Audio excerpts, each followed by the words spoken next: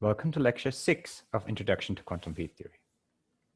In this lecture, I will show you how to actually solve the path integral for the case of the harmonic oscillator.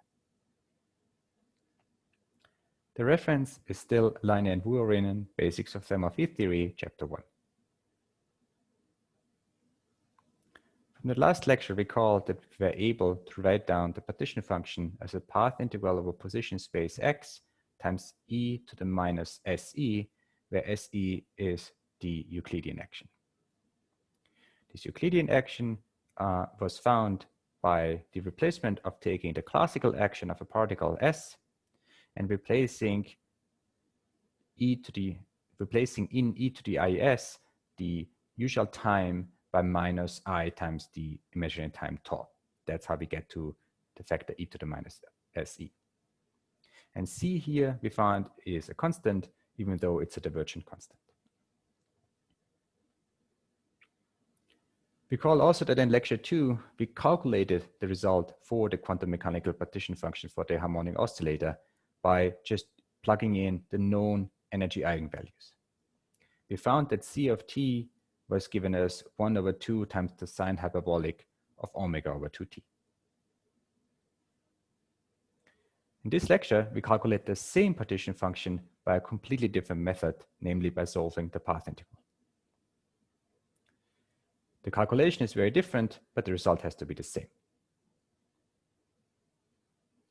For the harmonic oscillator, the Euclidean action is given by the expression that's shown in equation 6.4 here.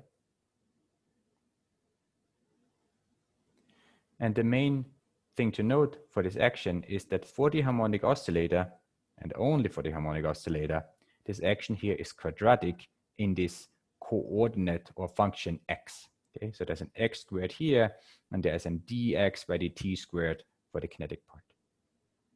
If we have a quadratic form of the action, it's usually a good idea to try to go to Fourier space in order to simplify the problem. If we want to try and Fourier transform this function x of tau, we have to know what the space of values of tau is. We know that tau ranges from 0 to beta. And in addition, we know what the periodicity condition on x is, which is that x has to be periodic in tau, meaning that x of 0 has to be equal to x of beta. These two conditions, that we want to Fourier transform this function x of tau here, and we want to impose this periodicity condition, leads to a form of the Fourier transform x of tau that's given as a sum from n is minus infinity to plus infinity times some Fourier coefficient xn times the exponential of I tau omega n, where these omega n have to be 2 pi times t times n, and these are so-called Matsubara frequencies.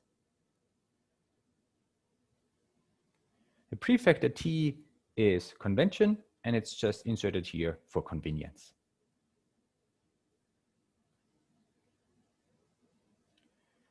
X of tau is supposed to be a position coordinate, and as such, we expect it to be real.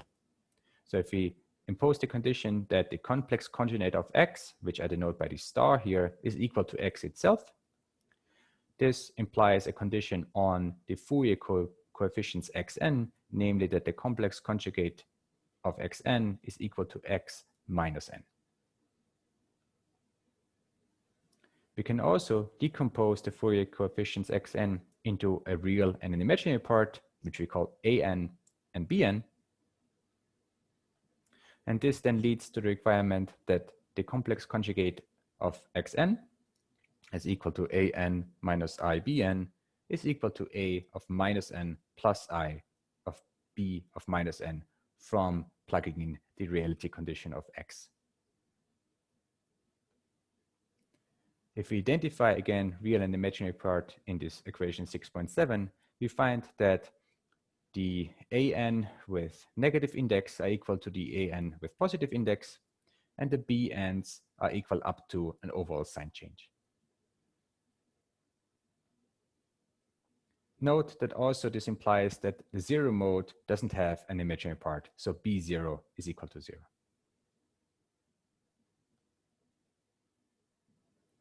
In the action 6.4, we have quadratic forms such as x squared and dx by d tau squared. So we want to sort of investigate what happens to a quadratic form under the integral if we plug in this Fourier decomposition. So a generic form of a quadratic form, a generic form of the integral with this quadratic form here is that we have an integral over d tau from 0 to beta times x of tau, y of tau, where y of tau could be some other function dependent on tau.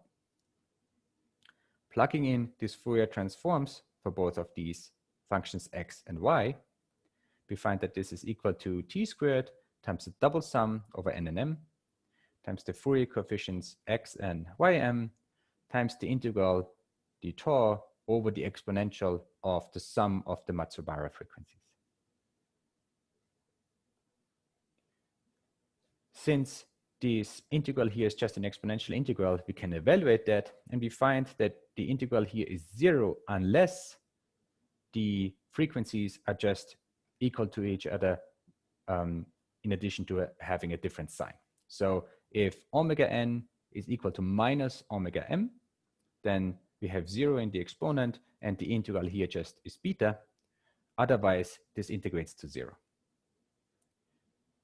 So basically what we find is that this integral d tau of e to the I tau omega n plus omega m is just delta, Kronecker delta, n comma minus m times beta, where beta again is the inverse temperature.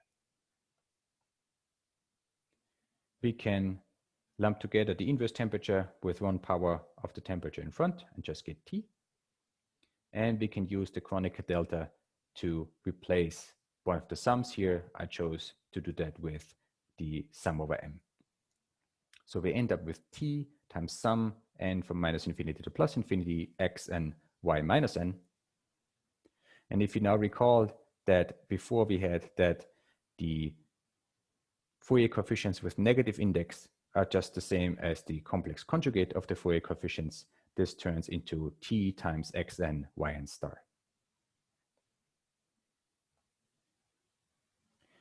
So now that we know how to treat quadratic forms under an integral, we can now plug in our Fourier decomposition for x into the actual action that we would like to Fourier transform. So we have two terms here, one that is just x squared, and another that is the derivative of x squared. Plugging in the Fourier transform for both of those, we find a single sum after we've used the fact that the integration over tau just gives a Kronecker delta. There's only one sum left. And we get xn times I omega of minus n from the fact that these derivatives of the exponential bring down I omega. And the second term here just brings down omega squared. Again, we can slightly simplify this expression by noting that well, first of all, I times I is minus 1, so we get minus omega of minus n. And then secondly, we have xn, x minus n. This is again just the complex conjugate of xn. So we have xn absolute value squared, which is just the sum of the real part squared and the imaginary part squared of the Fourier coefficient. In addition, we can use that omega is linear in n, so omega of minus n is the same as minus omega of n, so we get omega n squared. And then we can split the sum into just the contribution from n is 0, just the 0 mode. Recall that B0 has to be 0, so we only get a contribution from A, the real part, for the 0 mode. And then we have all the non-zero modes, but we can use the symmetry that A of minus n is equal to an, and b of minus n is minus bn, but if we square it, that doesn't change the absolute value of b. So we end up with twice the sum from n is 1 to infinity of an squared plus bn squared.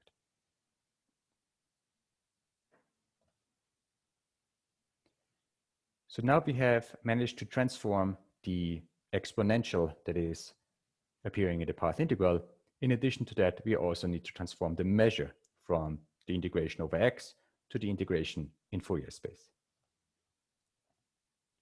Basically, what it means is that we have to do a variable transform from x of tau to the independent Fourier coefficients an and bn.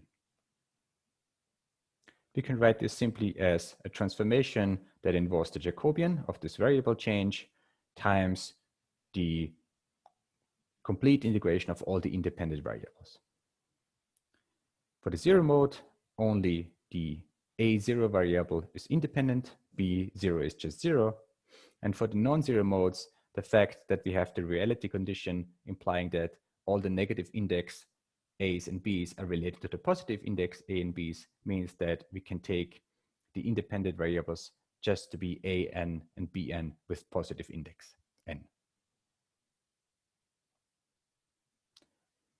It is possible to evaluate this combination of the Jacobian, but for the moment being, we will just note that this combination c times the Jacobian is just another constant, which we will denote as c prime. So then putting everything together, we have an expression that says that the partition function z is equal to a constant c prime times an integration over the zero mode, all the integrations of the non-zero modes times this action times the exponential of the action here, which is nicely quadratic in all the variables that we're integrating over. So now you note that all the integrals are Gaussian. We can just use the Gaussian integration formula for each one of these integrals, and basically the whole path integral factorizes into a product over all n. We find that c is given by z prime times the integration that is coming from the integration over a naught, and then the product over all the other variables here. And we find that the partition function is given as an infinite product that involves this particular form here.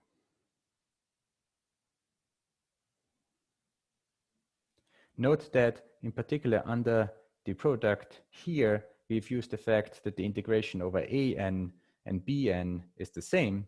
So instead of having a square root appearing here under the product, we have the square root twice for a and b. And we have a product from n is 1 to infinity for the fact that each of these appears at index n.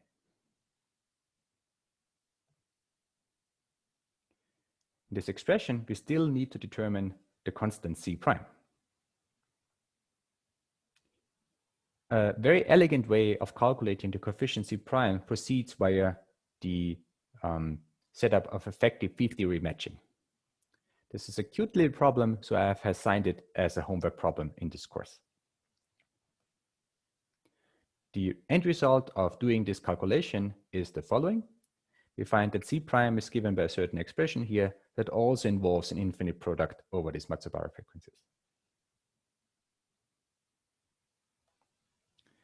Once we have c prime determined, we can plug it back into our expression for the path integral, and we get a fairly compact result for the partition function of the harmonic oscillator that's just given by a single infinite product. We can simplify this expression further by dividing with respect to the Matsubara frequencies both in the numerator and denominator. And what we get is an expression here that is just omega squared divided by the Matsubara frequency squared. We have now plugged in the explicit form of these Matsubara frequencies.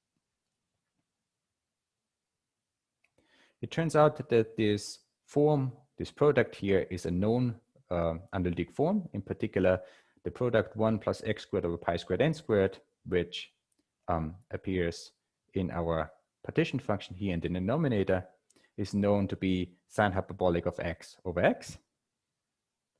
So if we recognize this, we find that our partition function is just given as 1 over twice sine hyperbolic omega over 2t.